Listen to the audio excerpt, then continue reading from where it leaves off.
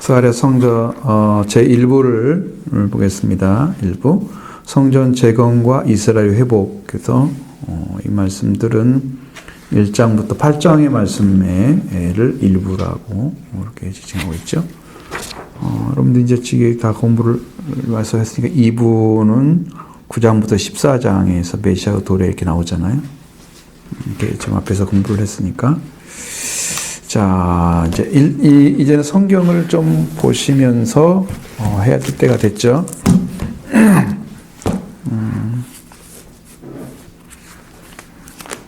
스가랴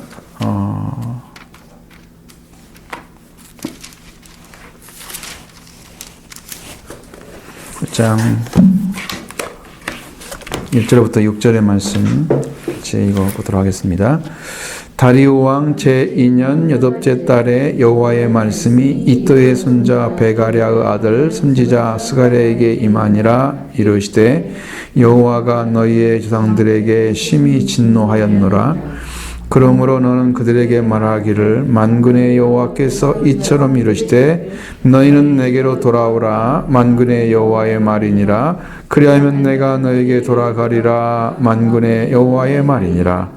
너희 조상들을 본받지 말라. 옛적 선지자들이 그들에게 외쳐 이르되 만군의 여호와께서 이같이 말씀하시기를 너희가 악한 행위를 떠나서 돌아오라 하셨다 하나 그들이 듣지 아니하고 내게 귀를 기울이지 아니하였느니라. 여호와의 말이니라. 너희 조상들이 어디 있느냐? 너 선지자들이 영원히 살겠느냐?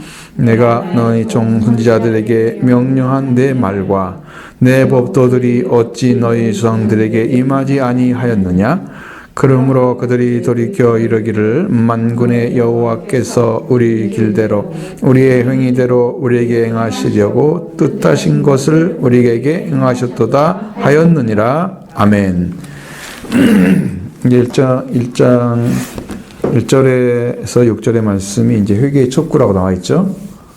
뭐 때문에 그렇게 간절하게 얘기하느냐? 그럼 과거의 삶이 하나님의 말씀을 듣고도 회개하지 않았다. 이제 그 말이거든요. 조상들이 지금 얘기했던 것처럼 그때도 다 임했었다. 하나님께서 주신 말씀이. 근데 듣고도 회개하지 않았다. 돌이키지 않았다. 그래서 그들이 행한 대로 그대로 악행대로 그대로 행하셨다. 지금 이게 바로 그거다. 그것까지 다 알고 있는 거죠. 그 사람들이 느끼고 있는 거야. 근데 하나님 그 말씀을 해주시오. 지금 왜냐하면 지금 이제 온 사람들은 지금 돌아온 사람들이잖아요. 갔다가 그러니까 그 행하신 걸 이미 그들은 그 삶 속에서 경험하고 온 사람들이니까 그 말을 냈을 때 우리가 이렇게 잘못해서 이렇게 된 거야. 분명해 이건 그런 얘기를 했다고 생각하는 것까지 하나님께서 여기서 말씀하고 계시는 거죠. 그러니까 얼마나 생활에 깊숙이 그 삶 속에서 일하시는 하나님인가를 그대로 보여주고 있습니다. 자, 작은 1번에서 신탁 1장 1절 말씀 다리오 왕 2년에 8월 그러니까 이게 주전 520년 10월부터 11월입니다. 날짜가 다리오 왕 2년 8월 이렇게 써있고 BC 가로 열고 BC 520년 10월부터 11월 이게 이제 어떻게 되냐면은 이게 우리 날짜처럼 이렇게 음력이면은 그 날짜가 있으면 이렇게 겹쳐가지고 이렇게 양쪽에 들을 수 있잖아요. 달이. 그래서 이렇게 2달씩 나오는 거야. 사이에 끼었는데 하나만 쓸 수는 없잖아. 딱 맞춰서 못 쓰죠. 그래서 꼭 2개월처럼 한 달밖에 안 되는데 2개월처럼 쓰는 것은 이유가 그런 거란 말이에요. 그리고 스가랴는 이 다리오 왕 2년 8월에 그의 첫 설교를 행했습니다. 그게 시작이죠. 같은 해에 학개는 6월에 설교를 시작했습니다. 학개 1장 1절에 똑같은 이야기가 학개, 스가랴, 말라기 그러잖아요. 그럼 학개를 앞에 열어보면 다리오 왕 제2년 여섯째 달 이렇게 나온단 말이에요. 딱 2개월이죠. 2개월 앞섰죠. 2개월 전에 이제 말씀을 전하기 시작했다는 얘기를 이렇게 하고 있는 거예요. 그래서 불과 2개월 차이를 두고 소명을 받고 말씀을 전하기 시작하는 거예요. 그런 차이를 우리가 정확히 알고 있으면 그러니까 같은 시대에서 그걸 전하고자 하는 것들은 거의 성전에 관한 것이고 성교가 하는 것이니까 거의 내용은 같겠구나. 근데 무엇을 강조했을까? 이런 차이들, 무엇을 예언했을까? 이런 차이들이 뭔가를 좀 알아내면 쉽게 이해할 수 있겠죠. 동시대 사람이니까. 대개 이제 예언자들은 그 시대를 돌이키는 게 목적이에요. 시대를 돌이키게 만드는 거예요, 하나님께. 그래서 예언이 거기에 이제 빨리 돌아오라, 이런 상황이야. 너희 돌아오지 않으면 이렇게 당할 거야. 이런 예언까지 해주고, 더 길게 가면 이제 메시아 시대에 어떻게 될 것인가? 이렇게 순종하면 어떻게 될 것인가? 그런 얘기가 다 나오니까 그 예언이 더 길수록 그 내용이 조금 더 어렵겠죠. 그리고 이제 이해하기 어렵겠죠. 그런데 실제 따져보면 그때 했던 말씀이 지금 안 이루어졌다고 하면 지금 그 말씀은 아직 성취가 안 된 거라고 보면 되는 거죠. 그러면 나중에 할 것이구나. 그럼 지금 딱 봤을 때 이루어졌으면 지금 그때 말씀이 이렇게 가까운 시절에 이루어졌네. 아니면 메시아 시대에 이루어졌네. 이렇게 알 수가 있으니까 그 예언에 대한 얘기도 그렇게 이해를 하면 됩니다. 자, 백성이 기꺼이 이제 학계 입에서, 학계 선지자죠. 그 입에서 나오는 여호와의 말씀에 순복을 했기 때문에 하나님께서 또 다른 예언자를 보내는 복을 더해 주셨다. 그러니까 한 사람이 했으니까 이제 그만해도 되겠지. 이게 맞아요? 한 사람 하니까 더 강하게 해야 돼요. 강하게 하면 더 빨리 돌아오겠죠. 힘이 생기겠죠. 성도들 시너지 효과가 있겠죠. 한 사람 모였는데 두 사람, 세 사람 모이게 하면 더 힘이 생기죠. 다섯 사람 모이면 막 10사람 힘이 나는 것처럼. 두 사람 모이면 세 사람 하는 것처럼. 혼자 하면 하나밖에 안 힘이 없잖아. 근데 합쳐져서 해봐. 그러니까 120명이 성령이 임했다고 하면 그 중에 사도반 12명이잖아. 마띠아까지 포함해서. 그리고 그 말씀을 가지고 막 서로 나누기 시작하면 엄청난 일이 벌어질 거 아니야. 그렇게 되는 거야. 뭐 베드로 혼자만 있어도 될 수 있잖아. 근데 그거 하려고 안 된단 말이야. 그게 스가랴가 더 나오게 된 것은 하나님께서 또 다른 예언의 말씀을 주시기 위해서 스가랴를 학계에 의해 또 보내신 거란 말이죠.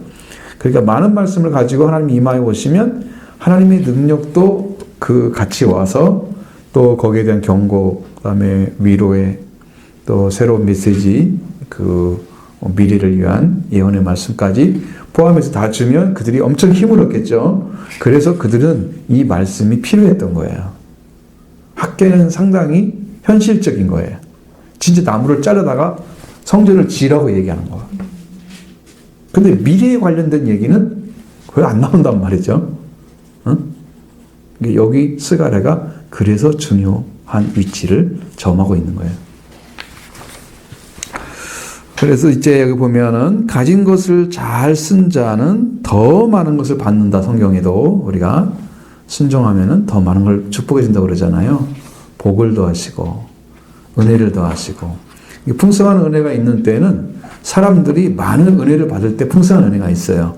혼자만 받으면요. 그때 성경에서는 꼭 이렇게 나오잖아요. 이상이 흔하지 아니하였더라. 꼭 그렇게 나오죠. 어쩌다 한 명씩 좀 느끼고 받고 나머지는 안 받아 못 받는다 이 말이야. 풍성하지 않으면 그게 받지 못하는 거야. 이게 중요한 거야. 지금 또 임하였다는 것이 큰 축복이다 그 말이에요. 응? 그런 축복을 허락해 주시고, 자 스가랴가 자기의 이름으로 이제 예언서를 예언의 시기를 이방 왕 연후에 맞춰서 말한 것은 당시에는 이스라엘의 왕이 없었기 때문에 다리오 왕을 들먹거려야만 정확히 맞는 거지. 알 수가 없잖아요. 자기 왕이 없는데 자기 왕 몇 년 이거 할 수 없잖아요. 돌아온 지 몇 년, 이것도 몇 년 돌아온지 모르니까 헷갈리잖아. 그러니까 다른 나라의 왕의 칭호를 써서 그 왕의 몇 년 이렇게 하면 가장 정확하게 알 수 있죠. 역사가 이제 기록해 놓은 거니까. 그렇게 했고요. 그래서 이방인의 연호에 맞추어서 예언의 날수를 계산한 것은 이방인의 시대가 시작되었음을 이제 암시하는 것이고, 이 기간은 예루살렘이 느부갓네살에 의해서 멸망당할 때부터 시작해서 그리스도의 재림까지 계속되었다고 하는 거죠. 이게 뭔 말이냐면 이방인의 연으로 시작해. 이제 이스라엘 민족의 왕이 없어, 이제. 끊어졌죠? 왕이 끊어졌을 거예요. 이스라엘 민족의 왕이 있어도 하스몬 왕조라고 지난번에 말씀드렸죠. 그렇지만 그 사람들을 왕이라고 누가 취급하지 않아요. 그냥 이제 그 400년이라고 하는 400 몇 년, 430년 정도 되는, 그러니까 예수 그리스도와 말라기 선조 끝나고 예수 그리스도가 오시기까지의 연도의 사이에 조금은 왕이 있어요. 근데 그 왕들은 왕으로 시켜주질 않아. 이어지도 않았고 계속 속국이 되었었고 시리아한테 당하고 로마한테 당하고, 그래서 계속해서 이스라엘은 그 정치적인 입지가 세워지지 않고 왕조도 만들 수가 없었기 때문에 계속 전투만 하고 싸우고, 이게 이제 막 가비 전쟁처럼 뭐 해가지고 싸움이 나고 막 성전도 더럽히고 이런 일이 벌어지고, 이러면서 이제 아주 굉장히 복잡한 시대를 400년이라는 세월을 지나면서 이제 드디어 세례 요한이 나타난단 말이에요. 여기서 520년이라고 하면 예수님이 오시기 전에 520년. BC라는 말은 비포 크라이스트. 예. 비포 크라이스트. 그러면은 그리스도 오기 전. 520년간의 그런, 우리나라의 조선시대 500년이라고 하면 엄청나게 길었잖아요. 그렇죠. 그 예수나 같아요. 그래, 같아요. 기간이잖아요. 그렇죠. 긴 기간이죠. 그러면 그 동안에 왕이, 이스라엘에는 왕이 없었어요. 그럼 보통 국가라고 하면 지도자가 있어야 되잖아요. 근데 지도자가, 영적 지도자가 없어. 왜 그러냐면 하나님께서 이제 이들을 회복시키기 위해서 바벨론으로 데려왔잖아요. 바벨론에서 이스라엘 땅으로. 그 성경에서는 그게 고토라고 말하기도 하고 고국으로 돌아왔단 말이에요. 돌아와서 제대로 살 수 있을 것으로 생각을 했어요. 그런데 거기에는 제대로 되질 않았어요. 성전을 세웠어도 그 성전에 모여서 제대로 예배를 제대로 안 드리고, 그러니까 이게 원래 하나님께 의도했던 것처럼 이렇게 확 영적으로 회복되지 않으니까, 이게 이제 말라기까지 가서 얘기를 해도 먹혀들지 않아. 그러니까 말라기 이후에는 하나님이 말씀을 이제 끝나버린 거야. 그러니까 말라기까지 거의 한 120년 정도. 그렇죠. 얘기했죠. 이런 시대, 이런 식으로. 얘기했죠. 말씀하시고 세월이 흘러갔어요.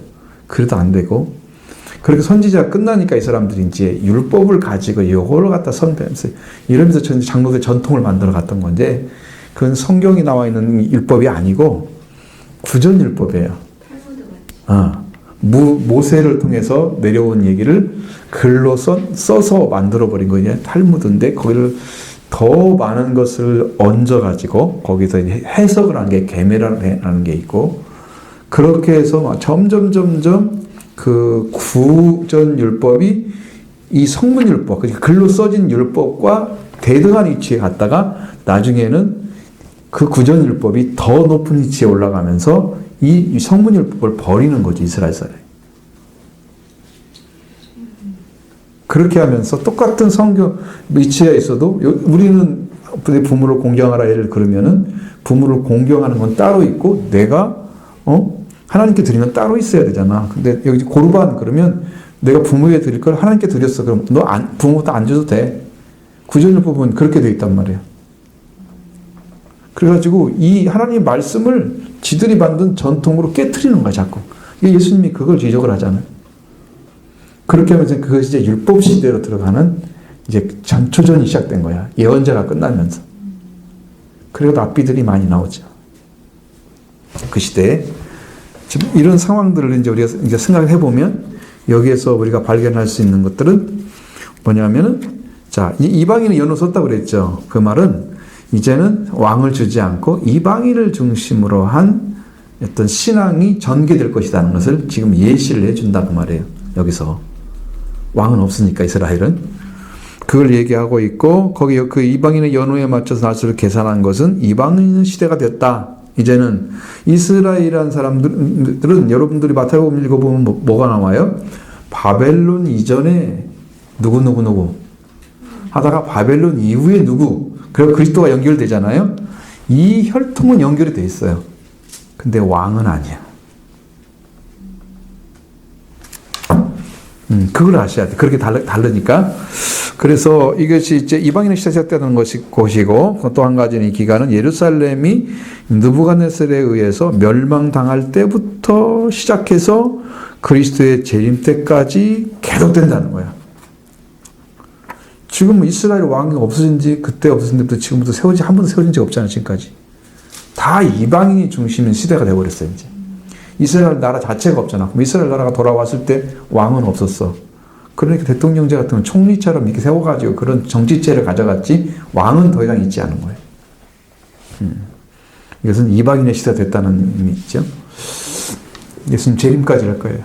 그때는 왕이 생기지 않아요, 그 나라에. 이스라엘은.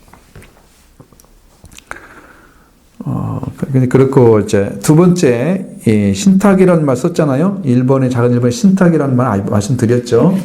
하나님께서 우리에게 부탁한 거, 신으로부터 의탁받은 것을 신탁이라고 합니다. 그러니까 신이란 말은 하나님이죠. 근데 이제 이게 한자로 쓰다 보니까 신탁이라는 말로 이게 신학적 용어를 사용했어요. 저는 여러분들 신탁이라는 말 거의 안 쓰죠. 그것이 이제 1장 1절에 보면, 여기 선지자 스가랴에게 임했다. 무엇이? 여호와의 말씀이. 언제, 누구 아들의 이 스가랴에게 임했다.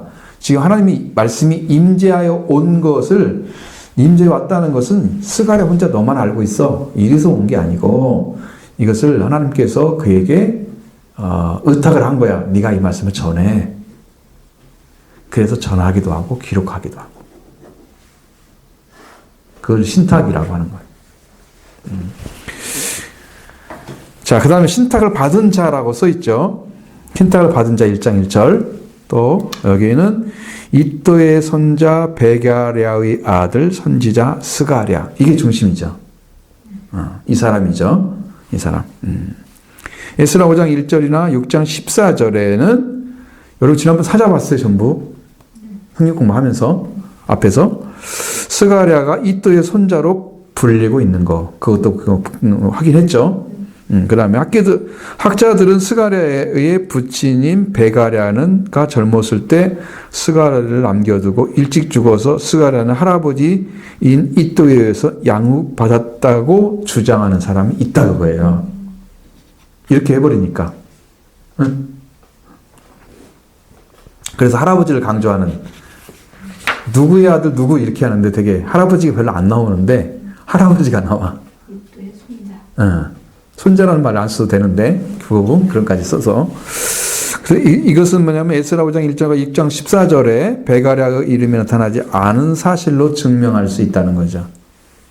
일찍 죽어가지고 할아버지가 아들을 대신에 손자를 키웠어.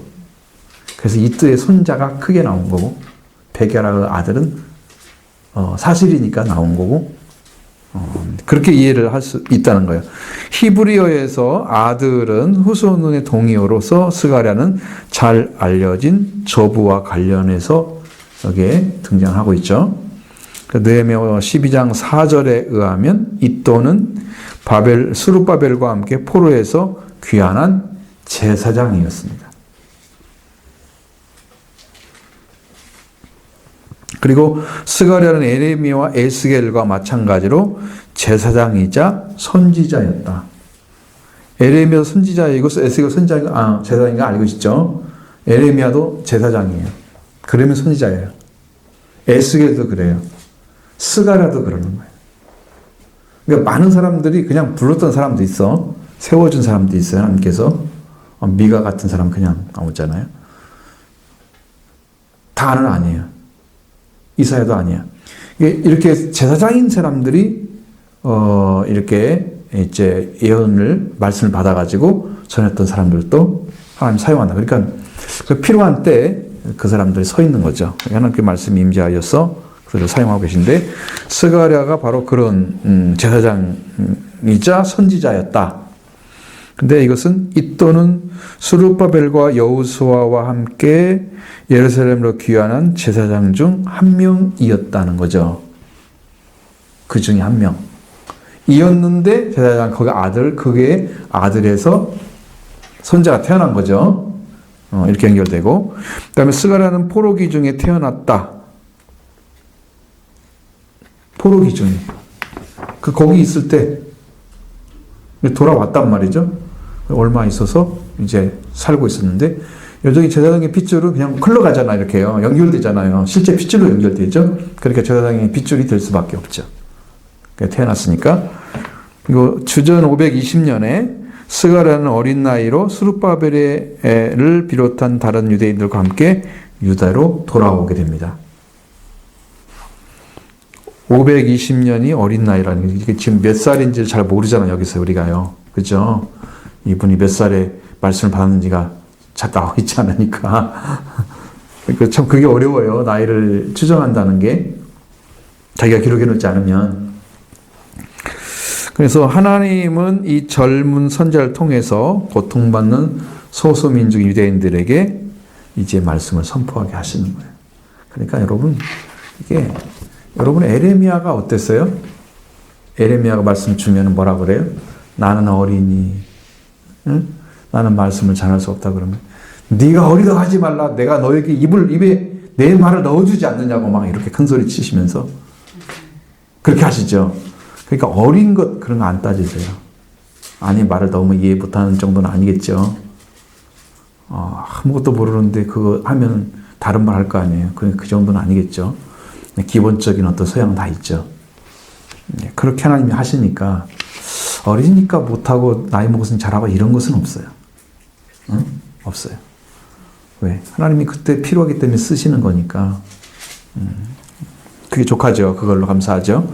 자, 작은 3번입니다. 이스라엘 열조에게 진노하신 하나님이 나타나고 있습니다. 여기는 2절, 4절을 봅니다. 그러니까 이제 4번에 넘어가서는 1장 3절, 6절 이렇게 연결되는데 4절이 또 빠지겠죠. 그렇지만 2절 3절 보겠습니다. 2절 먼저 나 여호와가 너희 조상들에게 심히 진노하였느니라. 4절 너희 조상들을 본받지 말라. 옛적 선지자들이 그들에게 외쳐 이르되 만군의 여호와께서 이같이 말씀하시기를 너희가 악한 길 악한 행위를 떠나 내게 오라 하셨으나 그들이 듣지 아니하고 내게 귀를 기울이지 아니하였느니라. 여호와의 말이니. 아멘. 여기서 만군의 여호와를 자꾸 말씀하시죠. 만군의 여호와. 중요한 단어라고 그랬죠. 다윗이 그 골리앗 때려잡을 때 만군의 여호와 이름으로 나갔어요. 하나님은 이 돌멩이 하나, 다윗이 지었던 그 돌을 가지고 그 아주 좋은 숨구멍 하나를 정확히 명중을 시켜서 그를 쓰러뜨려서 목을 베어 오잖아요. 그러면 이 돌이 하나님이 사용하는 무기인 거예요. 그래서 영적으로 보면 말씀인 거죠. 말씀의 칼로 사탄을 쳐버린 거죠. 그래서 만군의 여호와예요. 모든 것이 군사가 돼서 능력으로 사용하시는 분이죠. 놀랍죠. 그래서 다윗의 승리는 만군의 여호와 이름으로 승리한 거예요. 그러니까 우리도 그렇게 하셔야 돼. 어려움이 나갈 때 만군의 여호와 이름으로 나가세요. 성경에 주의 이름으로 나가라 그랬잖아요. 그때 승리는 진짜 아주 값진 승리예요. 왜냐하면 이스라엘 민족이 그 하나 때문에 덜덜 떨고 있었고 사울도 맥을 못 치고 있었고 그렇기 때문에 그 고통스러운 시절을 살고 있는데 그 아버지의 다윗의 이제 아버지가 이새잖아요. 이새 아들들 중에는 그냥 자기가 좀 장대하고 잘난 사람이 많으니까 오면은 무시하고 네가 모두 정탐으로 왔지 너 왜 여기 왔어 그러면서 아버지 심부름은 그 동생을 그렇게 못살게 구웠던 거 보이잖아요. 이상해 하여튼 나는 그게 좀 성격이 좀 이상한 것 같아요. 왜 그렇게 못 왔죠? 다윗같이 그렇게 훌륭한 아들이 태어나시기가 참 힘든 그 가정인 것 같은데 근데 그렇게 해서 하나님께서 사용하시잖아요. 그를. 그러니까 놀라운 거죠. 만군의 여호와 이름. 이게 아주 큰 이름이에요.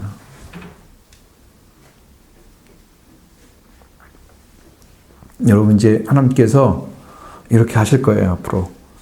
하나님이 지금 여기 성경에 보면은 하나님이 뭐라고 썼냐면 하나님은 만유보다 크시다. 이 만유라는 단어는 모든 것, everything이라는 것. 그럼 세상의 모든 것, 그러면 이 땅이잖아요. 우리가 볼 때는. 그러면 천지의 모든 것, 그러면 우주까지 포함돼요. 그러면 하나님께서 창조하신 세계의 모든 것이라고 하면 이제 우리가 빅뱅 이론처럼 생각을 해보면 얼마나 큰 하나님인가를 알 수 있습니다. 우리가 알고 있는 지구 포함한 우리 은하계에 2천여 개의 별이 존재한다는데 우리 눈으로 보는 건 2,000개밖에 안 된다 그러잖아요. 우리 눈으로 제대로 볼 수 있는 건. 전부 다 번쩍번쩍하는 건 보이지 실제로 개수를 셀 수가 없단 말이야. 물론 셀 수 있는 것들이 그렇게 된다는 거지. 좋은 곳에 갔을 때는. 근데 그렇게 큰 은하계가 이 우주에 1,000억 개 내지 2,000억 개가 있다고 얘기합니다. 2,000억 개의 은하계가 있는 그것이 우주로 퍼져나가서 보면 1,000억 개, 2,000억 개 있답니다. 그것을 품으신 하나님, 그걸 창조하신 하나님.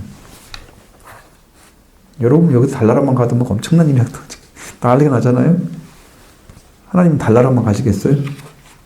그것의 세상을 다 포함해서 하나님이 품고 있는 거야. 그보다 크셔.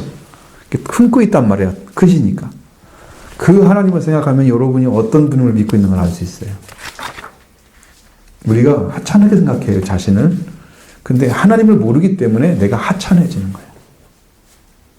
내가 어마어마한 존재인데 그 하나님부터 지음받고 그의 다스리는 자로 왕으로 세움받은 아들이고 왕인 그 자리를 찾아 예수님 오셔서 찾아줬던 축복을 받은 자인데 내가 얼마나 존귀스러운 사람인데 그러니 자부심이 가져야죠.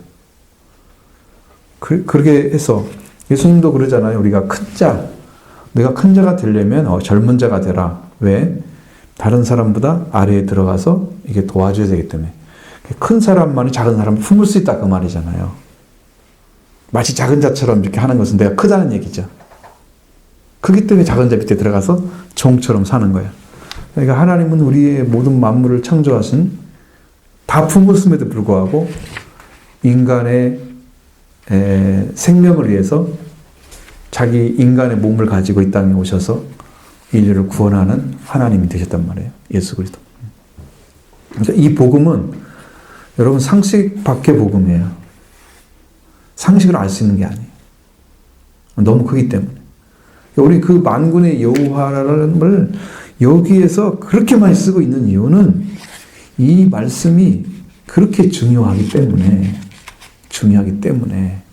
여기에서 해방이 안 돼 해결되지 않고 만군의 여호와 이름으로 명령을 하고 이렇게 말씀했다. 너희가 돌아오지 않았기 때문에 너희가 간 길에서 형에서 떠나서 돌아오라고 했는데 너희가 그 말을 듣지 아니하였다. 너를 귀를 기울이지 않았다. 너희들이 지금 그렇게 한 거야. 하나님의 진노를 지금 이야기하고 있잖아요. 그 크신 하나님의 이름 앞에 이 하찮은 인간들이 말씀을 듣지 않는다고 말해요. 티끌 봐도 못한 것들이 사실 우리가 영이 이제 하나님 편에 볼 때는 영이고 인간 편일 때는 혼이잖아요. 우리 가지고 있는 게. 그러니까 하나님의 영이 오게 되면 우리가 영혼이 되잖아요.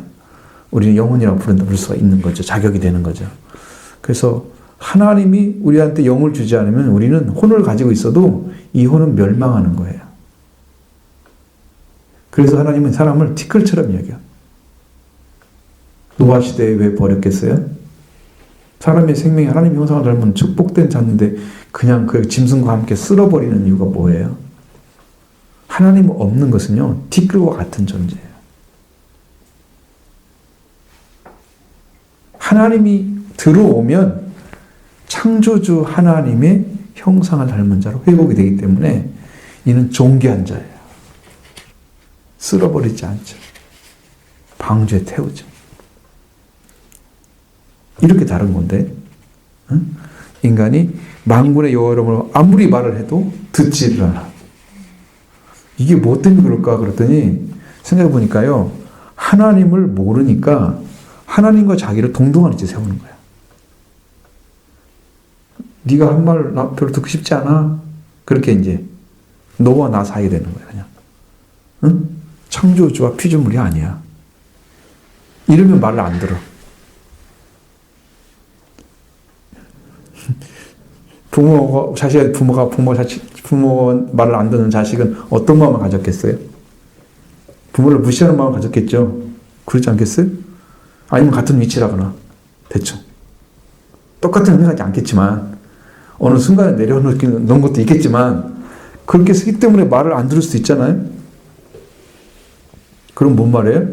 자기 자리를 찾지 못하는 사람들은 항상 그런 위치에 살고 있단 말이에요. 하나님께 대해서 살고 있고 부모에게 살고 있고 세상에 대해 살고 있단 말이에요.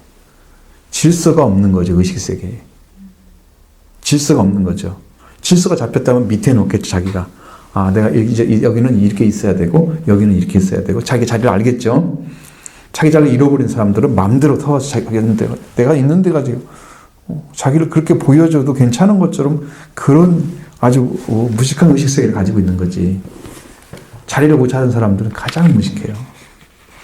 왜? 자기가 해야 할 말이 자기가 할 것인지 무엇인지 아닐 것이 무엇인지 분별을 못해요. 그러니까 하나님께 교되는 거예요. 그래서 회개하지 않는 거예요. 말씀을 들려도 회개하지 않는 사람들은 자기의 위치를 못 찾은 사람들이야. 자기는 회개하고 구원받을 대상이 아닌 거지. 하나님과 동등하게 서 있는 거지. 의식세계가 그렇단 말이에요. 자기 사고에는 아니 하나님은 높으신 분이 하나님은 창조자시고 나는 피조물이야. 알고 있어. 지식으로는.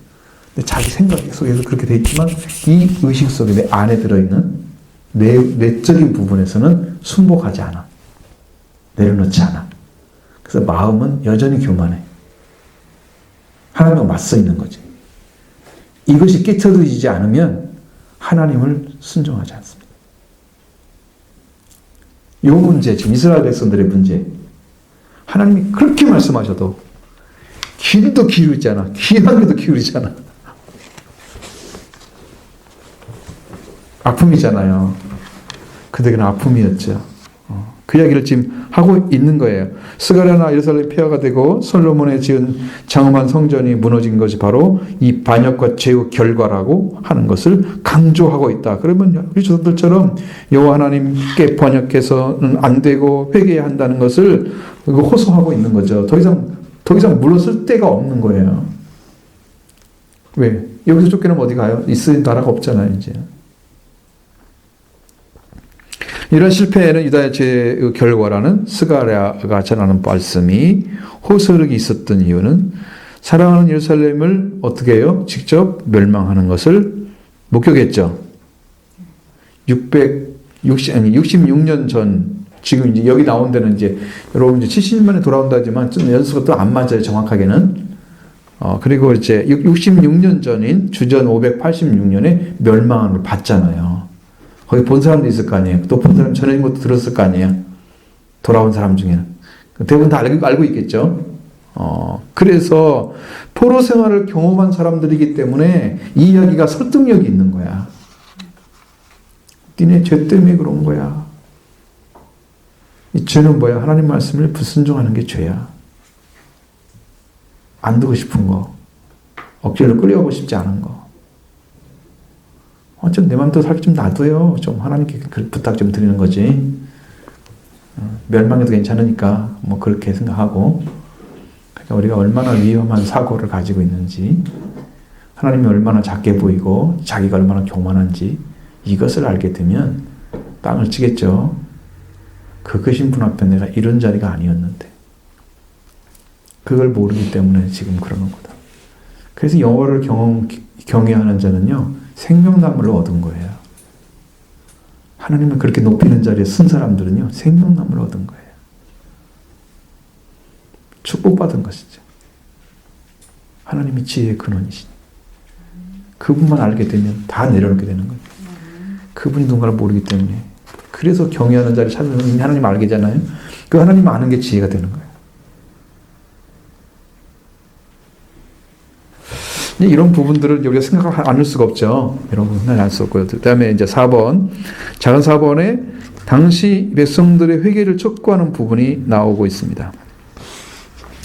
자, 3절, 4절, 5절, 6절까지 보겠습니다. 그러므로 너는 무리에게 고하기를 만군의 여호와께서 이처럼 이르시되 너희는 내게로 돌아오라 만군의 여호와의 말이니라 그리하면 내가 너에게로 돌아가리라 여호와의 말이니라. 너희 상들을 듣지 말라 옛적 선지자들이 그들에게 외쳐 이르되 만군의 여호와께서 이같이 말씀하시기를 너희가 악한 길 악한 행위를 떠나서 돌아오라 하셨으나 그들이 듣지 아니하고 내게 귀를 기울이지 아니하였느니라. 여호와의 말이니라. 너희 상들이 어디 있느냐 또 선지자들이 영원히 살겠느냐 내가 나의 종 선지자들에게 명령한 내 말과 내 법도들이 어찌 너희 상들에게 임하지 아니하였느냐. 그러므로 그들이 돌이켜 이르기를 만군의 여호와께서 우리 길대로 우리 행위대로 우리에게 행하시려고 뜻하신 것을 우리에게 행하셨도다 하였느니라. 아멘. 자, 물어봐요. 하나님께서 너희는 내게 돌아오라고 말씀하시죠. 원래 자녀들이 부모 품에 있어야지 편안하죠. 응? 우리가 나이가 먹어도 부모가 있는 것은 다르죠. 없으면 없는 거하고 다르죠. 나이가 먹어도. 부모는 그 정도로 중요해. 우리 삶에서 울타리 같은 어떤 느낌이 항상 있어요. 근데 여기서도 하나님이 창조주라는 분을 보고 이스라엘을 태어나게 하신 하나님, 그래서 그들에게 복이 되게 하신 하나님이 지금 그들에게 계시잖아요. 그 분을 만났던 조상들이 있고 또 그들이 회개하지 않았을 때 선지자들도 있고 수없는 사람들이 와서 하나님 말씀을 전해줬잖아요. 그러니까 그들은 그 증언할 수 있는 게 너무 많단 말이에요. 그러니까 만군의 여호와께 돌아오라 하는 말씀은, 돌아오라는 말씀은 이거 너무 합당한 거야. 오늘 우리가 한 번 들은 게 아니야. 그 조상들 선조들이 다 들었단 말이야. 응? 어마어마한 말씀을 들었단 말이야. 그러니까 돌아오라고 한 말은 그들에게 이제 이것이 아주 중요한 단어이면서 명령인데 이 말씀을 듣기를 거부한다 이 말이에요.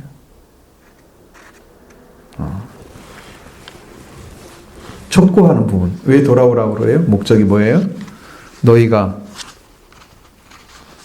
내게 돌아오라 그러면 어떻게 한다? 내가 너희에게로 돌아갈 것이다. 그래요.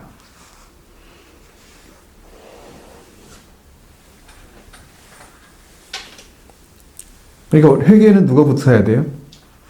우리부터 해야 돼요. 하나님 보고 회개를 하면 되죠. 하나님 회개하세요. 회개 우리가 이제 잘못 가르쳤어요. 있을 수가 없는 일이죠.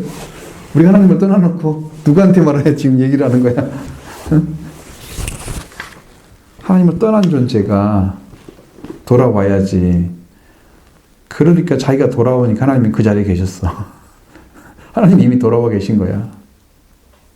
그렇다면 이스라엘 백성들이 거기 땅에서 돌아오게 하겠어요? 하나님이 이미 와서 계신 거죠. 일하신 거죠. 40년 동안 광야 생활을 했던 이스라엘 백성들, 거기에 뭐가 항상 따라다녔어요? 저녁에, 밤에, 낮에. 두 기둥이 따라다녔죠. 하나님이 먼저 가시는 거예요. 기둥을 가지고. 구름 기둥과 불 기둥으로. 먼저 가셔서 수도해야 되냐? 쉬어야 되냐? 하나님이 얼마나 세심하게 그걸 하시는데, 하나님 먼저 하시는 거예요. 하나님이 이미 안 떠나실 수가 없어요. 누가 떠난 거야? 떠나면 사람이 떠난 거지. 하나님은 떠나지 않았어. 하나님의 성품을 모르니까 그래. 하나님 마치 떠난 것처럼 보이잖아요. 하나님은 안 떠나셨어.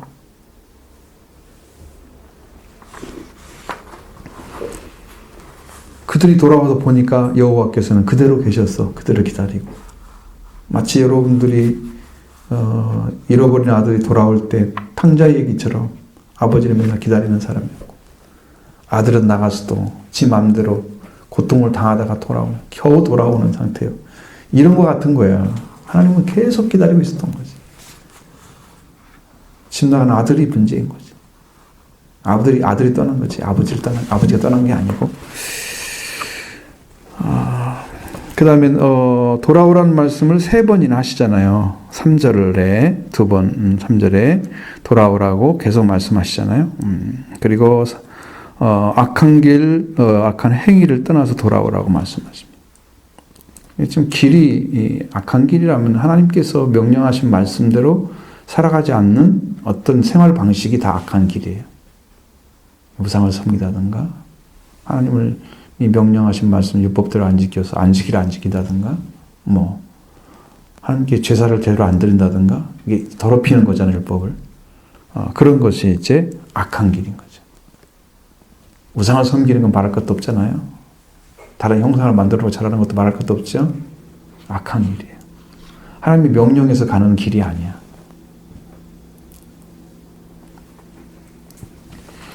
그 악한 행위가 또 했잖아요. 그걸로 인해서 악한 길을 걸어가면서 악한 행위가 나오죠. 그 삶이 하나님과 관계없이 지금 어그러지고 비틀어지고 그들이 엄청난 그 아까 죄를 재생산해내는 그런 길을 걸어가고 있는 것이죠. 그런 삶이 이제 행위로 나타나죠. 그러면 생산이 되는 거죠. 죄가 악한 행위. 거기서 떠나서 돌아오라고 그러는데 그거 하지 말라고 그만. 근데 되게 그러더라고요. 자식들이 비틀어지면 아버지나 어머니의 눈물을 보면 자식들은 돌아와요. 삐뚤어졌을 때 정말로 아니야, 그건 아니야, 여기 돌아와야 돼 하고 눈물을 흘리잖아요. 자식들은 못 견뎌요. 그게 저도 이제 왜 이 말씀 드리냐 그러면 주님은 맨날 울고 계세요. 근데 그 눈물을 못 봐요, 사람들이. 예루살렘을 보면서 마지막 예수님 서서 있잖아요. 예루살렘아, 이 평화에 가는 걸 알았더라면 너희가 좋을 거야. 내가 너희를 암탉을 모으는 것, 암탉이 병아를 모으는 것처럼 너희를 얼마나 모으겠느냐 하면서 주님이 눈물을 흘리시더라. 그 성경에 기록된 말씀이. 주님의 눈물을 못 봐요. 그러니까 안 돌아오는 거예요. 그분이 얼마나 고통당하고 있는지를 몰라. 우리를 말할 수 없이 기도하고 계시는데도 몰라. 그게 죄인이에요. 죄인은 주님을 몰라요.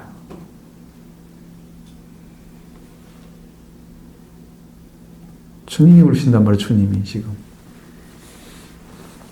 성경이 너무 많이 나오니까 그런 말이. 그래서 스가랴는 옛적 선지자들을 얘기를 했었습니다. 이런 것은 유일한 표현이죠. 선지자들을 사용한 것은. 옛 선지자들은 스가랴에게 모델적인 인물들이 있었습니다. 그것은 스가랴가 외친 이 말씀은 뭐냐면은 여호와께 돌아오라는 말씀들은 아주 굉장히 많이 합니다. 여러 선지자 중에서. 그리하면 여호와께서 너에게 돌아가리라. 이건 선지자들이 전했던 말씀이에요. 새로운 말이 아니야. 옛 선지자들이 말했던 거와 똑같아. 그것은 아주 오래된 메시지인 거죠. 이스라엘의 역사 속에서 선지자들에서 수없이 반복되어진 메시지가 바로 이것이 돌아오라는 거예요. 하나님이 그걸 기다리고 있어요. 사람들 돌아오는 것을. 또한 이 메시지는 때와 장소를 초월해서 어느 시대인지 선포되었습니다. 앞으로 선포되어야 할 메시지입니다. 지금도 마찬가지잖아요. 돌아오라는 증거, 회개하라는 것은 계속해서 외쳐질 말씀이고 또 그 죄의 얼룩진 그런 삶이 하나님을 찾아야만 되기 때문에 죄에서 다 씻음받고 또 덮여지고 죄가 다시는 우리를 죄인이라 하지 않는 자리를 찾아내기 위해서 돌아와야 됩니다. 죄라는 것은 하나님 관계가 끊어진 거잖아요. 그것이 하나님과 우리 사이를 막고 있습니다. 끊어져 있으니까요. 돌이킬 수 있는 부분은 하나님 말씀이 들려야만 되는 거예요. 근데 이제 여러분 생각해 보시면, 여러분 우리가 여기서 조금만 떨어져 갖고 있어도 큰 소리를 한다고 들려요, 안 들려요? 잘 안 들리죠. 좀만 떨어져도, 그죠? 안 들려요. 하나님이 우리를 부르실까 안 부르실까요? 부르신단 말이에요. 소리가 안 들려요. 왜 안 들릴까요? 우리가 하나님이 소리를 내셨는데 우리가 죽음에 속해 있기 때문에 거기까지 도달하지 않는 거예요. 그 목소리가 안 들려오는 거예요. 죽음에 있는 자들. 그러니까 인류는 지금 다 죽어서 음성을 못 듣고 있는 거잖아요. 그래서 가까이 오셔서 아들을 통해서 말씀을 전해준 거거든요. 그리고 성령 받은 자를 통해서 말씀을 전해주고 있는 거. 가까이 지역지역 가서 다 전파하라고 지금 전해주는 거잖아요. 못 들으니까. 그 죄인들 버려놓으면요, 인류가 한 사람도 구원 못 받아요. 이미 죽음에 속한 자들은 하나님을 떠났기 때문에 그들은 음성이 들을 수가 없어요. 그래서 죄가 너와 우리 사이를 갈랐다. 죄가 있기 때문에 네가 못 듣는 거야. 이거 하나님께서 음성이 없어서 그런 게 아니야. 손이 짧아서 그런 게 아니야. 네 죄가 너와 우리 사이를 갈랐다. 그러니까 돌아오라고. 자, 여러분 이게 얼마나 어려운 거예요. 자, 내가 듣지 못하는 사람한테 가가지고 막 설명을 했어요. 이것이 이거고 저것이 저거야. 그런데 이 사람이 한마디도 못 알아들었어. 움직일까요? 안 움직일까요? 그냥 쳐다보고 있을 거야. 똑같잖아. 그럼 하나님 말씀이 이게 영인 건데, 생명인 건데, 이거 막 전해졌어. 들으라고. 근데 이 귀가 안 들려. 왜 안 들려? 내가 지금 사망 안에 있기 때문에. 죽어 있어서 못 듣는 거야. 근데 그 사람은 살려야 되는데, 못 들어. 어떻게 하겠어요? 어떻게 해야 듣겠어요, 이 사람? 글로 써서 보여줘. 아니, 읽어도 못 듣고, 귀도 들어도 못 듣는데. 인식 자체가 안 돼. 죄라고 하는 게 인식이 안 돼. 구원이라는 게 인식이 안 돼. 생명이 뭔가 인식이 안 돼. 나는 그것이 하나님께로 온 단어로 인식이 안 돼. 그냥 세상의 말이야. 그래가지고 인간의 이성으로 도저히 이해할 수가 없는 거야. 그러니 성경을, 설교를 말씀을 듣는다고 해서 구원 받느냐? 그래도 못 받는 거야. 왜? 돌아와야만이 사망이 있지 않고 이 음성이 들리는 곳으로 가까이 오기 때문에 그때 들리는 거야. 그래서 회개가 반드시 필요한데, 회개는 돌아오는 게 회개잖아. 하나님께로 더 가까이 가는 게 회개거든. 그거 안 하면 너무 멀어가지고 안 들리는 거야, 음성이. 하나님 음성이. 이성으로 이해해봤자 그건 지식에 불과한 거야. 하나님의 말씀이 아니기 때문에 하나님께를 못 가.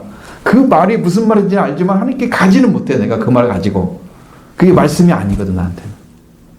하나님의 음성이 아니거든. 이렇게 차이가 나는데, 성경이. 하나님 말씀인지 아닌 게 대해서. 우리가 어떻게 말씀에 순종해야 되느냐, 그건 지금 그 듣는다고 하는 것은 어마어마하게 중요한 거야. 사람들은 어쩌면 귀가 둔한 사람은 서자라 그랬잖아요. 사생아. 하나님께 태어난 자가 아니기 때문에, 세상으로부터, 사탄으로부터 태어난 존재가 똑같기 때문에 하나님 음성이 안 들리는 거예요. 아들이 된 사람만 듣는 거예요. 그래서.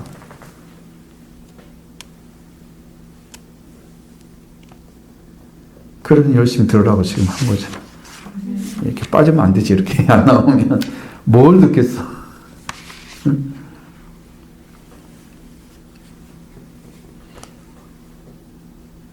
하나님 얼마나 아파하시는지 알겠죠? 못 듣는 자식을 향해서. 너무 고통스러운 거예요. 그래서 사람들이 못 들으니까요, 전도의 미라는 것으로 이 구원하기를 기뻐하시는 거예요. 미련하잖아요. 말 한마디 해주고, 이게 있으면 믿어야 돼. 너 구원받아야 돼. 막 이러면서 얻어맞으면서 얘기해줘. 그래가지고 조금 알아들으면 이제 성령이 일을 하시잖아. 그럼 구원받고 되면, 아유, 감사하다. 미련하잖아. 그게 하나 한 것이에요. 그게 지혜로운 게 아니잖아. 하나하나 가르쳐야 되니까. 그게 얼마나 힘들어. 이 복음을 들으라고 지금 이렇게 좋은 시간에 갖다 줬는데, 여기 따뜻하게 데워주고 왜 안 와? 그러니까 이 말씀을 들으라고. 이 귀한 시간에, 이 축복의 시간에. 자, 그 다음에 이 메시지는 때와 장소를 초월해서 선포를 했다고 말씀드렸죠. 그 다음에 하나님께서 이 삶을, 우리 삶을, 어찌로 얼룩진 삶을 갖다 정결하게 해야 되기 때문에 하나님을 찾아야 됩니다. 죄가 있어 하나님과 우리 사이를 막고 있기 때문에 우리 갈 수가 없으니까, 죄인이 회개하고 그분을 찾지 않는 한 그분은 그저 기다리고 있을 수밖에 없는 거죠. 하나님이 가까이 와서도 못 알아듣고, 성령을 오셔도 못 알아듣고, 예수님이 와서 계셔도 하나님이 아들로 안 믿어지고, 아무것도 뭐 안 되는 거야. 그러니까 그게 그 잘못된 사고 하나가 그게 멸망을 맞는 거예요. 그 잘못된 신앙관 하나가 그냥 그렇게 적당히 믿어가지고 시작됐는데, 그것을 깨우치지 않고 돌아서지 않고 말씀을 따라가는 길이 신앙이라는 걸 모르고 살아간 사람들은 그 길로 그냥 쭉 가고 나는 예배당 다니면 되는 거야. 그게 구원받은 것처럼 마치. 그리고 살다가 그냥 명하는 거잖아. 말씀 한마디로 회개해야 된다. 그 말씀이 들어왔다면 이 사람이 회개의 길로 갈 거 아니야. 처음부터 그걸. 그래서 그게 시간이 지나가면서 길을 걷는 거잖아. 시간이 길이라고 말씀드렸죠. 시간이 지나면서 그 길을 걷는 거잖아. 조금이라도 가잖아. 그리고 주님 만날 수 있는 기회가 생기잖아. 회개의 길을 선택해야지. 그러니까 처음부터 잘못된 길을 걸어가지고 종교인의 길을 걸어가지고 그냥 교회만 다니는 된 것처럼 해야지. 그렇게 살던 사람들이 그렇게 살고 있잖아. 지금도 말씀을 들어도 그렇게 산단 말이에요. 왜? 처음 시작이 그게 아니었기 때문에 그걸 다시 고쳐서 그 자리에 돌아온다는 게 너무 힘든 거야. 그러려면 자기 옛날에 신앙생활을 했던 것들 다 버려야 되거든. 부정해야만 되는 거고. 그렇게 들어오나요? 안 들어오잖아요. 대부분 옛날에 신앙생활 했던 거 그대로 가지고 오잖아. 그러니 시작이 안 되는 거지. 시작이 되면 되는데 시작이 안 되는 게 문제인 거야. 그래서 회개하는 곳이 시작점이다. 거기서 누가 예수님과 시작해야 돼. 예수님의 복음과 시작해서 죄 문제 해결하고 부활되어져서 영적 회복이 일어나기 시작해야 돼. 그래서 그 얘기를 해드리는 거예요. 계속해서 회개를 얘기하는 거예요. 그 시작이 안 되면 시간이 지나도 안 맺어져. 시작이 안 되면. 이야기를 계속 반복적으로 해드리는 거예요.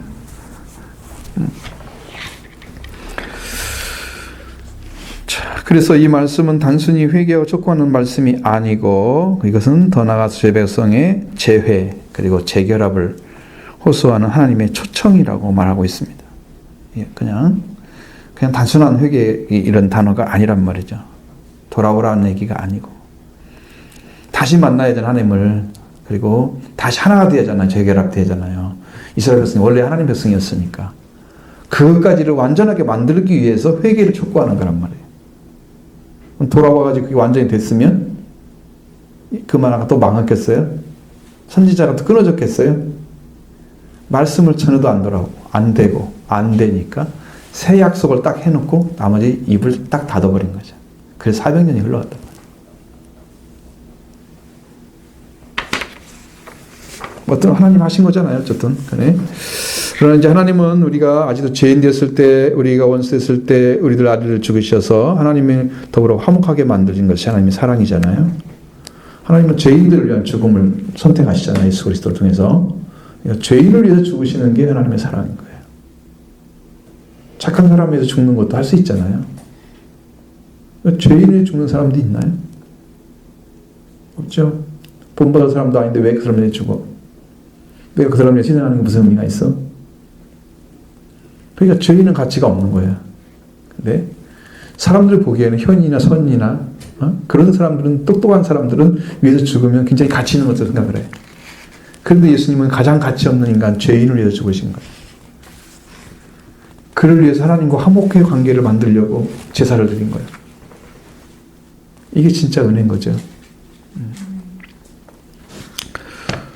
그래서 이렇게 하나님의 사랑을 베풀어 주시고 우리 에스겔서에 보면은 이스라엘 백성들이 사로잡혀간 그 백성들을 돌아오게 하실 것을 말씀하시면서 네가 이렇게 행함은 너희를 위함이 아니고 너희가 들어간 열국에서 더럽힌 나의 거룩한 이름을 위함이라.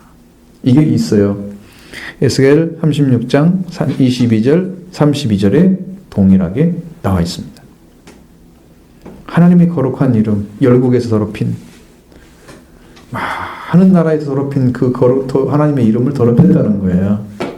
그 크신 이름을 이스라엘 백성들이 믿으면서 더럽힌 거야. 그래서 이스라엘 백성들을 돌아오게 하는 거죠. 그리고 이 뭐라고 하시냐면 너희 행위를 인하여 부끄러워하고 한탄하라고 말씀하고 있어요. 하나님 이스라엘 백성들을 데려오는 이유가 바로 그들이 이제 하나님의 거룩한 이름을 더럽혔기 때문에 다시 회복시켜서 하나님의 이름을 회복하려고 하는 거죠. 부끄러워하고 한탄할지니라. 저들에게 이제 그럴 만한 자격이나 공로가 있어서가 아니고 하나님의 거룩한 이름과 명예를 위해서 하려고 한다고 말씀하고 있습니다. 우리의 삶도 하나님의 이름이 더럽히지면 안 되잖아요. 우리가 뭐라고 그랬어요? 기도를 해요. 아버지의 이름이 거룩히 이름을 받으시오며. 그래야 되죠. 하나님의 이름이 우리를 통해서 더럽혀지면 안 되고 그 이름이 거룩하게 다른 사람이 볼 때 성별된 이름을 가지신 분을 너희가 아버지로 모시고 있어 라고 하도록 우리가 그렇게 살아야 한다는 말이죠. 내가 그 삶을 표현해내니까 다른 사람들이 네가 믿는 하나님은 거룩한 분이야. 세상의 신과 달라. 세상에 어떤 다른 존재와 달라. 그분을 너는 믿고 있어. 그 이름을 올려드리는, 거룩하게 올려드리는 그 삶을 살아야 되는 게 성도의 삶이다. 그렇게 예수님은 이제 기도하라고 가르쳐주고 있죠. 자, 이스라엘은 536년에 이전부터 성전을 재건하기 시작했지만 이 일이 사마리아인들의 반대에 부딪히게 돼서 중단을 하죠. 그리고 이제 백성들 다른 일만 매달리다가 하나님의 집 완공하는 일에는 별다른 관심을 보이지 않고 있었기 때문에 이제 스가랴 역시 학계와 마찬가지로 백성들이 그 사역을 빨리 마쳐야 된다는 걸 촉구를 하죠. 그러니까 스가랴가 사역을 시작한 지 주전 516년 3월 달에 그러니까 4년 뒤 다리오 왕 제6년에 이스라엘 백성들은 성전을 완공을 했습니다. 그 말씀이 떨어지자마자 두 선지자가 나타나서 얘기하니까 그들이 힘을 얻어가지고 성전을 지키기 시작해서 뭐 4년 한 뒤 정도, 약 4년이 좀 넘는 시간 동안에 성전을 지어버린 거예요. 못할 것처럼 보였는데, 그런 역사를 했습니다. 그래서 이제 지도자가 말씀을 가지고 있어야 그들이 변하죠. 그런 백성도 따라오죠. 말씀이 아닌 것은 여러분, 운동에 그치잖아요. 우리가 운동만 하면 안 되죠. 어떤 무브먼트만 만들어가지고 막 했는데 아무 결과도 없어.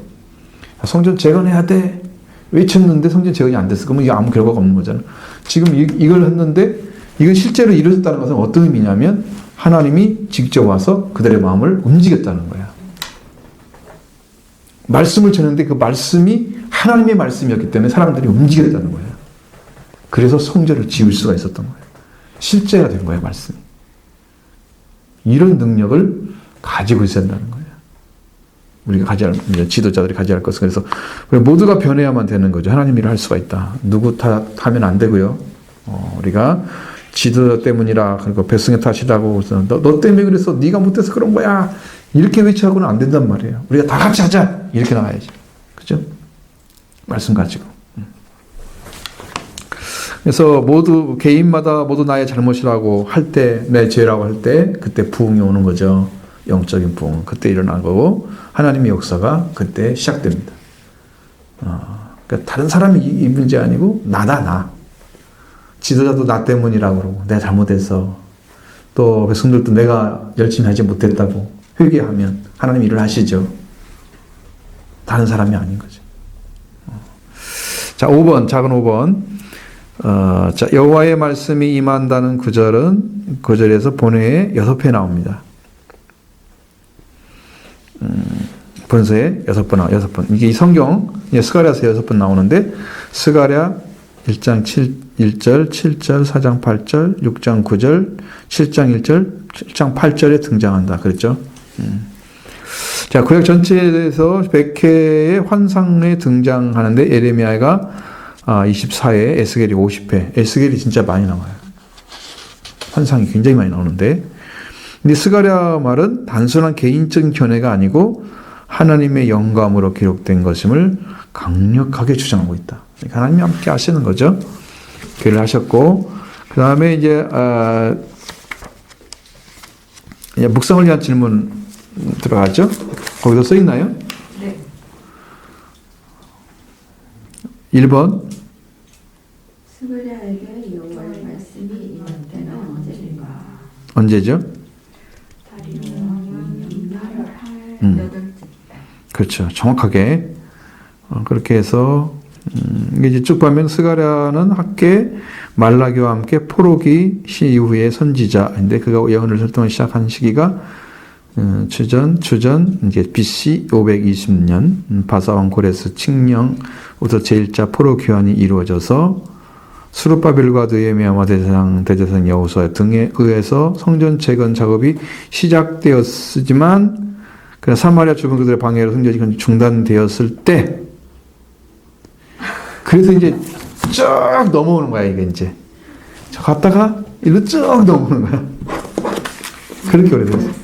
사마리아인의 방해로 인해서 중단되었을 때. 그게 얼마나 어려운 일이야. 방해를 해가지고 왕을 움직였네, 왕을. 응? 그래서 일을 못하게 만드네. 어렵잖아요. 그 왕이 말하지 마라. 그런데 어떻게 할 거야? 너희 우리 반역하려고 한다면서? 그리고 못하게 하잖아. 그리고 이때 스가랴 선지자가는 학개의 선지자와 함께 성전을 재건을 촉구하고, 그 다음에 아울러 하나님의 영광된 메시지를 메시아가 도래할 것을 아주 강하게 그들에게 심어주면서 소망이 되게 한 겁니다. 이러면서 이제 그들은 메시아를 기다리는 신앙까지도 갖게 되고, 그 다음에 성전 재건은 열심히 해서 결국은 이뤘죠. 두 번째, 여호와께서 누구에게 진노하셨나? 누구예요? 어떤 것 때문에 진노하셨을까요? 악한 손에서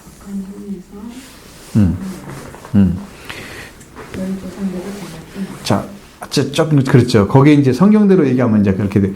지금 현재 상태가 어떤 상태야? 지금 자기 집은 열심히 지으면서 하나님의 집은 등한히 하는 상태잖아요. 영적 게으름 상태죠. 하나님 일을 안 하고 자기 일만 하는 거잖아요. 그런 상태에서 성전 재건을 중단한 백성들에게 과거의 역사 속에 이제 열조의 죄를 얘기해 주면서 하나님의 공의의 심판을 회상하고 하나님께 돌아와서 그와 의로운 관계를 확립하라. 열조들 죄악상이 뭐예요? 하나님의 공의와 그런 어떤 심판 속에 들어가게 했잖아요. 그들 범죄로 인해서 그 열조의 죄악상 때문에 그것을 하나님의 관계로 돌이켜서 그와 어려운 관계를 확립하라고 촉구하고 있다는 거죠. 돌아와야만 되는 이제 상황인 거예요.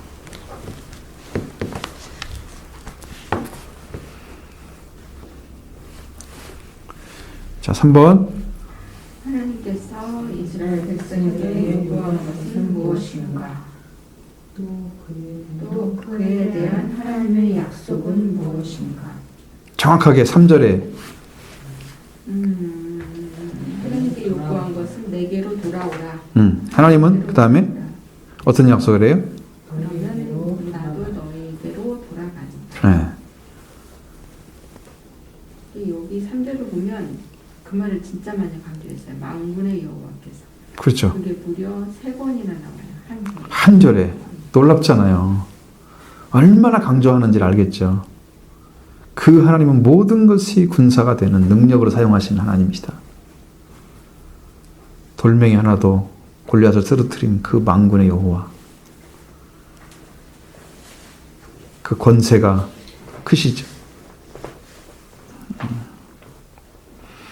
이게 하나님께 돌아와야 될 이유에 대해서는 우리가 뭐 창세기부터 쭉 알 수 있잖아요. 하나님을 떠난 인간이 동산나무 뒤에 숨은 뒤로부터 하나님 떠났잖아요. 그러니까 하나님께 찾아가는 방식이 제사 지는 방식으로 들어가게 하고, 노아도 어떻게 알지 못하지만 좀 번제를 드렸고, 그렇죠? 다 그러자 제사로 들어가잖아요. 아브라함도 잘 몰랐지만 번제를 드렸고, 수장을 이제 잡아가지고 나중에 다 그거잖아요. 제사를 드린 거잖아요. 하나님께 나가는 길을. 그 조상들도 알지 못했지만 그걸 다 알았단 말이에요. 이상하게. 그래 하나님께서 아마 그렇게 해왔던 어떤 것들을 이해할 수 있도록 해주셨을 것 같아요.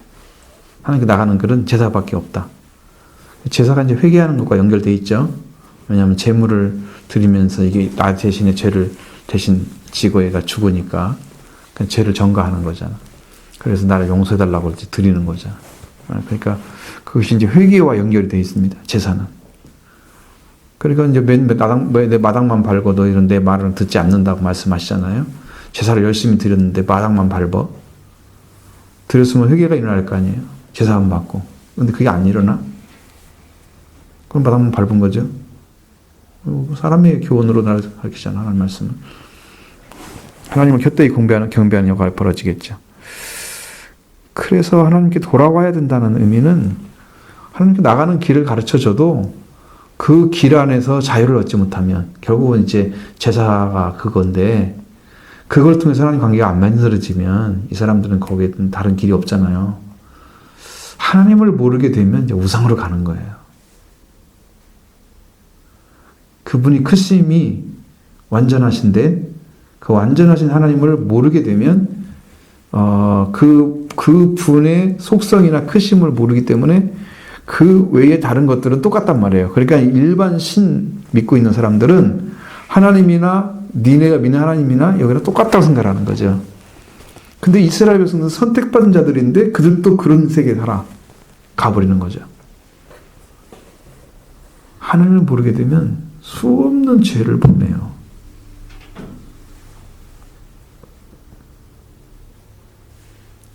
그래서 하나님을 찾은 사람들은 계명을 지키는 첫 번째 계명이 나 외에 다른 신을 네게 잊지 말라고 하시는 거예요. 하나님 외에는 신이 없기 때문에 하나님 외에는 신이 없는 거지. 근데 신이 있다고 생각하는 사람들이 절을 하는 거잖아. 우상을 섬기는 거잖아. 그러니까 하나님 외에는 신이 없어야만이 참 신인데 그분을 통해서 말씀하신 말씀이 진짜지.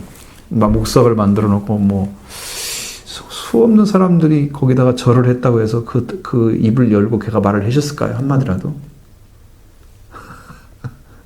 3,000배를 드렸어. 그 사람이 쓰러졌으면 쓰러졌지.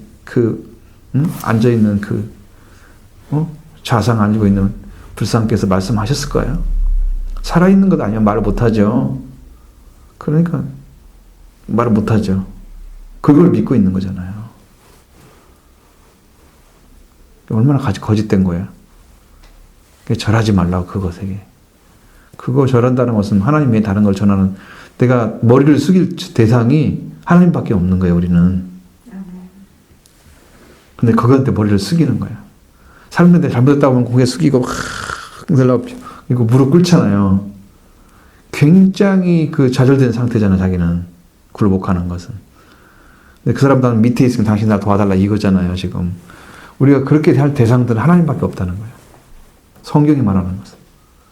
하나님밖에 없는데 다른 걸 섬기고 있다. 그러니까 이스라엘 백성들이 그렇게 멸망의 길을 걸어간 거고, 그들이 고통을 당하고, 그 하나님께 돌아오는 것 외에는 다른 길이 없는 거예요. 지금도 이 말씀도 동일한 거야.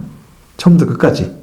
동산나무 뒤에 숨어서 돌아오지 않은 이스라엘 백성처럼, 아담과 하와 그 뒤로 후손들이 다 그런 것처럼, 지금도 하나님이 돌아가지 않고 살고 있는 사람들 다 거기에 숨어 있잖아요.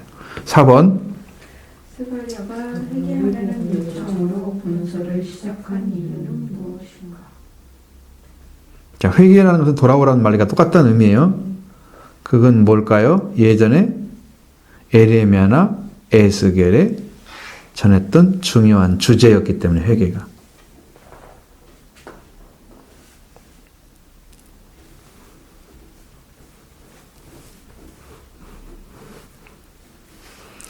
근데 거기에 대한 이제 학자들의 의견들이 있겠습니다. 뒤에 나오는 환상들, 존스라는 사람이 얘기하는데, 뒤에 나오는 환상들은 그 백성에 대한 하나님의 진노, 특히 많은 사람들에게 주의 날처럼 보였던 586년.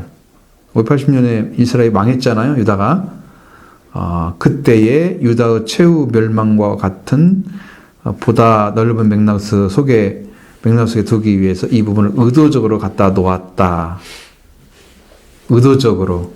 그때 네 멸망했지, 네 조상들 멸망했지, 그게 너 돌아와. 의도적으로 그걸 얘기를 한다는 거예요, 지금. 그 이야기를 D.R. 존스가 말을 하고 있고, 그 다음에 조이스 발드윈이라는 분이, 비록 권고적인 어조, 심판과 주의 진노에 대한 언급 등이 의기소침한 백성들을 격려하는데 적당하지 못한 방법으로 보일지라도 그 목적은 다가올 약속에 대한 확고한 근거를 제공해 주는데 있다. 참 말을 복잡하게 하죠. 그냥 좀 쉽게 좀 하면 좋은데. 이게 권고적인 어조 같은 것. 그러니까 지금 여기 지금 말하는 게 상당히 이제 이스라엘 백성들에 대해서 이 말씀 여기 지금 3절 이제 2절부터 해서 6절까지 말씀이 권고적인 어조라는 거예요. 이게 이 내용 자체가. 그게 이제 좋은 느낌이 아니죠. 심판과 주님의 진노에 대한 언급 이런 것들이 의기소침한 백성들을 격려하는 데는 적당하지 못한 방법이야.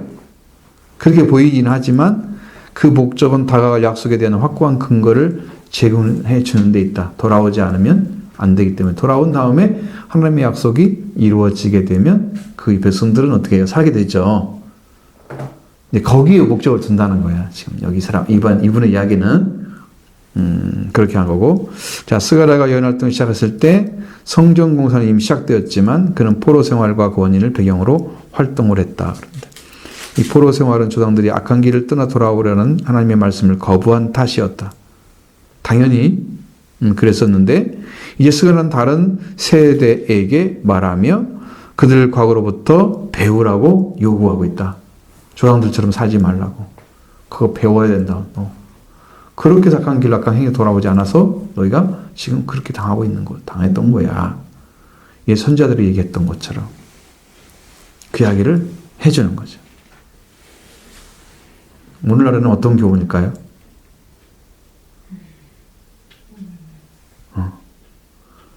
우리가 왜 죄의 포로가 됐을까요? 우리가 바벨론 포로되고 이제 이집트에 포로되고 다 그랬잖아. 근데 포로된 것은 다 뭐의 원인이에요? 하나님을 떠나서. 이스라엘 백성들이 이제 이집트에 들어가게 되는 원인 것은 아브라함의 불신 때문에 들어갔잖아요. 너희가 이방에서 400년 동안 객이 될 것이다. 해가지고 요셉을 통해서 보내졌잖아요. 그죠? 근데 이제 거기서 430년이 걸렸단 말이에요. 돌아오는데. 힘든 시간이죠? 10년 시간이 걸렸어요. 왠지 요셉이 갔던 해를 합치면 430년이고, 그걸 빼면 400년이에요, 정확하게. 요셉이 30년 동안 살았으니까, 거기서. 그러면서 이제 총리가 되고 이렇게 살았잖아요. 그리고 이제 이 왕들이 50년, 70년, 이렇게 60년 이렇게 살았겠죠. 그래서 요셉을 알지 못하는 왕이 나타나가지고 이스라엘 백성들을 박해하는 원인 중에 하나는 그들이 너무나 번성을 잘하는 거야. 그들이 너무나 많아지면 우리가 다스릴 수 없게 되니까 성장하지 번성하지 못하게 하려고 막다가 이제 이게 박해가 돼서 나오게 되는 거잖아요. 그 말대로 종 살았던 집에서 나오게 되는 동기를 하나님 주신 거죠. 근데 바벨론은 아니잖아요. 포로는 똑같은 포로처럼 보이지만 바벨론은 아니죠. 그 대신 해수는 짧지만 그들의 죄는 중대했다. 아브라함의 불신하느라 400년이 살았는데, 근데 거기에 이스라엘 백성들이 바벨론 포로가 됐던 것은 그들이 우상을 섬기고 하나님을 떠났기 때문에. 오늘도 우리가 죄의 포로가 돼서 하나님 돌아오지 못하는 이유가 뭐예요?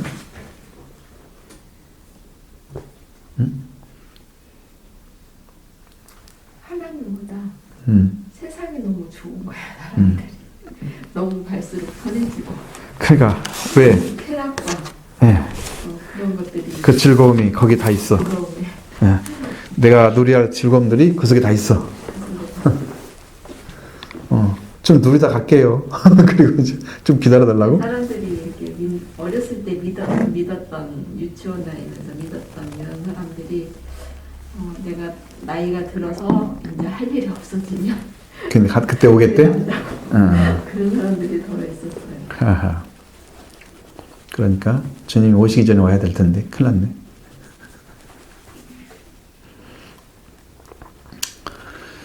어쨌든 하나님은 엄청 그 구원에 대한 우리를 향한 어떤 그 목적들이 너무나 급하신데 사람은 그 목적을 잘 모르고 있기 때문에 지금도 느긋하게. 그래서 제가요 이거 봤어요. 죄의 뿌리가 얼마나 깊고 그 다음에 그것이 얼마나 징그러울 정도로 악하고 뿌리가 뽑히지 않는 것을 알았어요.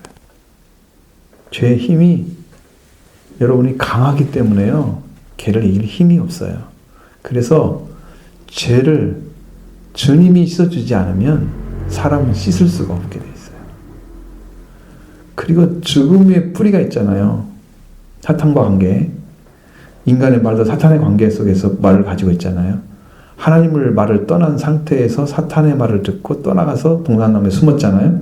그러니까 하나님 말씀을 떠나고 하나님을 떠난 거지. 하나님을 먼저 떠난 게 아니고 하나님 말씀을 떠나면서 하나님을 떠나버려가지고 숨어버린 거지. 지금도 그 반대로 하면은 하나님 말씀을 받아야지 하나님 앞으로 돌아올 수가 있는 거지. 하나님께 돌아오려면 말씀에 귀 기울여서 그 말씀 하나님 말씀으로 우리를 구원해야 될 죄에 있는서 속해 있는 우리를 구원하는 말씀으로 그걸 받아들였을 때 그게 가능해지는 거지. 죄는요 너무 강해요. 여러분 죄로 뭐 이길 수 있는 사람이 있는 것처럼 보이지만 없습니다. 그래서 예수님이 십자가에 못 박히고 바울도 십자가에 못 박혔어요. 내가 그리스도 함께 십자가에 못 박혔어요. 내가 죽어버렸기 때문에 바울의 구원이 이루어진 거예요. 그럼 우리도 다 십자가에 못 박혀야 구원이 되는 거예요. 그리스도에서 내 안에 사시는 거예요. 그때부터. 내려오면 안 되죠. 십자가에 못 박혀다 내려오면 안 돼요. 영원히 못 박혀야 돼. 나는 죽어 있어야 되고 주님만 나의 주인이 되셔야 돼요. 그 다음에 십자가에 못 박는 삶을 살아야 돼. 이제 십자가에 못 박는 삶은 이제 회개하는 삶. 말씀을 듣고 나는 부활된 삶. 이 삶이 사라져요. 처음 구원과 다르단 말이에요. 자, 여기까지는 됐죠? 오늘 한 달락 하긴 했네요.